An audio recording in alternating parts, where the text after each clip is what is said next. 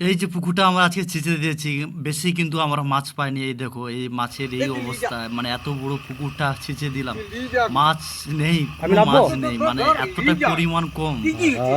থেকে 4 ঘন্টা মেশিন চালানোর পরে এই সামান্য কিছু মাছ পেয়েছি। এই চুনো চাঁদা পেয়েছি, এই কটা চুনো চাঁদা, হয়তো আর হয়তো কিছু মাছ আছে। আমি তোমাদের পুরো ভিডিওটা তোমরা দেখতে থাকো।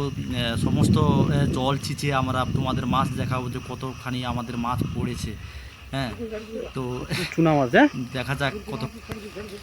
এই দেখুন পুরো পুকুর জল ছিঁচে এই কটা মাছ পেয়েছি, 2 থেকে 3 কিলো চুনা মাছ পেয়েছি 3 ঘন্টা মেশিন চালানোর পরে।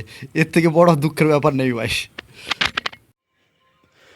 এই বাচ্চাগুলো এখানে কি করছে? হ্যাঁ, ওরে এই কেন পাঁকের মধ্যে পুঁতে আছে কেন? ওই কি করছিস রে? ওই ওই ওই কি অবস্থা রে! ই বাবা,